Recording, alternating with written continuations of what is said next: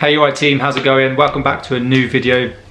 Today we're going to be talking about leaving the army, what's it sort of like, the processes you have to go through, and sort of the mental struggles that people talk about. It's quite a big thing. Lots of people do go through it, whether it's early on in your career, 4 years, midway through, or right at the end of the career. But before we get into it, make sure you click that subscription button, give us a thumbs up. It really helps the video with the algorithms and it helps support this channel, which I hugely appreciate. But getting into it then, the process of leaving the army. I will do a full in-depth video on the process and what it's like once I'm actually out. I've still got a few months left until I'm officially out of the army, but once that process happens I will talk about the whole year, what it's like from sign off to actually getting out.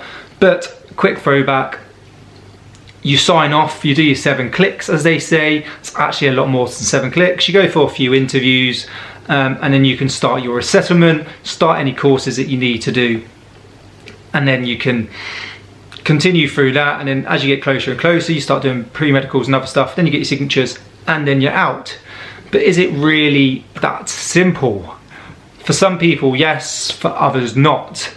I actually signed off about 6 years ago and had a massive mental breakdown and it went completely tits up.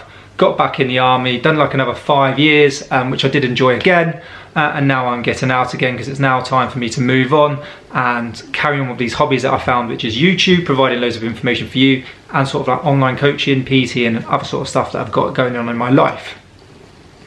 The thing that makes it hard for some people it's quite easy. They're either a civilian before they join, they might join in their 20s, 18, 19 in their 20s, they might only do 4 years, or they might just be able to adapt a little bit easier. For others, you join at 16 like I did. I'm now 31, 32 this year. It's all you've ever known, and it is in its own little bubble. People say it's not, it is. It's not a bad thing. People make out that it's a really bad thing, but it's not. You just need to plan your life well, you need to start your resettlement early, and you just need to go through the processes. But what happens is you do get trapped in this little bubble, and the closer it gets to the time you're getting out, you start panicking. Your mind starts thinking all sorts of different things. Am I going to be able to make it? What's going to happen? Am I going to be able to get a job? What happens if I don't get a job? I'm going to do this course falls through, and then you get out and it just all gets on top of you. I'm not going to lie, it has done for me a few times. You just think, how am I going to survive? You know, I've been in the army, I've got free medical, I've got free dental, I've got a guaranteed wage absolutely every month. If I live out, rent a place, and that falls apart, I can move back in the block. If I already live in the block, I'm paying around 70 to 80 pound a month for some accommodation. I know that's always there. It's not gonna go because I've paid for it. It's already there. Food is pretty cheap, can be pretty crap, but it's pretty cheap. If the worst comes to worst, you can mostly go to work and say, look, I'm struggling a little bit, and they can help you out. You've got the welfare team to support you. You get 36 or 38 days annual leave paid, you get sick leave, you get to travel around the world, and you just got all this disposable income on top of that, and you literally are in your own little world. It's completely different to pretty much anything. It's just this big security bubble, but you sort of get trapped in it, which isn't good, and they need to do a few more briefs on this, and I try to get it out in my videos that you need to start your resettlement early.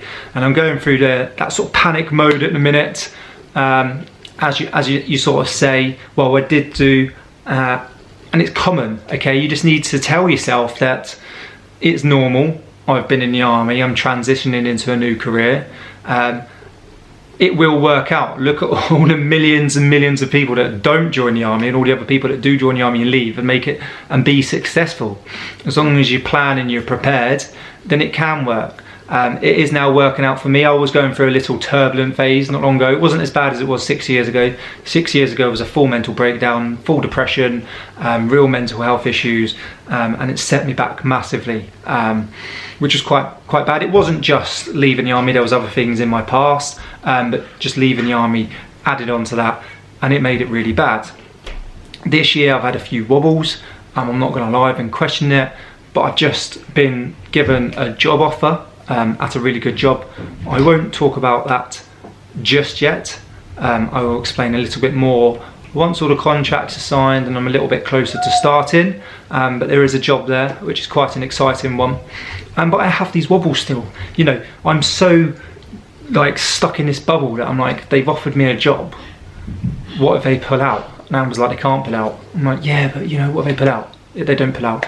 And then we've got things planned coming up in the next few months. I'm going to be starting work hopefully soon with them.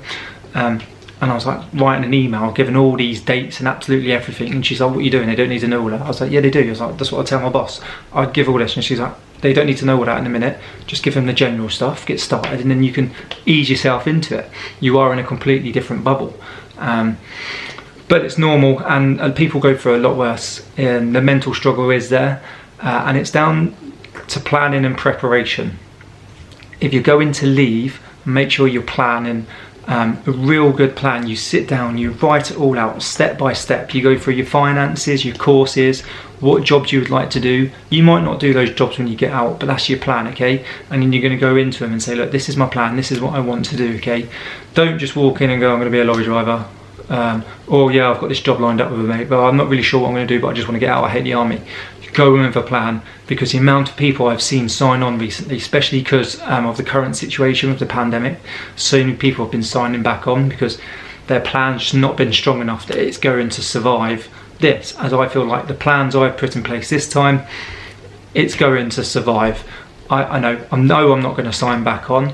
Yes, I have my little wobbles, but I'm not going to sink back into that really severe sort of depression, anxiety, and mental breakdown that I did last time, because I had a proper plan, okay? Make sure you plan it out.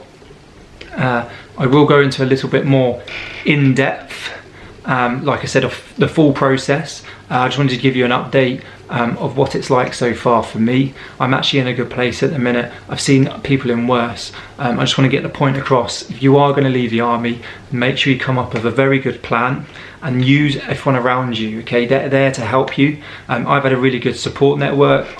People say that signing off, they sort of forget about you. I think it's all about how you go around about it. You know, my squadron leader, SCM, my line managers, my boss. I've been speaking to other people within my squadrons and departments, and they've been there questioning, and they're sort of hounding you a little bit, but they want to know that everything's in place, that everything's going well, and then you've got a plan when you get out, okay? So use them, lean on them. They know people that can help you get on courses, help you get extra funding. Once again, I'll go into more depths on that, but use them and as much as possible, because they do want to see you succeed. No one wants to see you leave the army and end up on the streets. I know we hear all these horror stories, but honestly, plan and use the people around you. There's no need for you to have these sort of dips mentally or struggles and just be in your own little world and then get out and just fall apart and then have to get back in.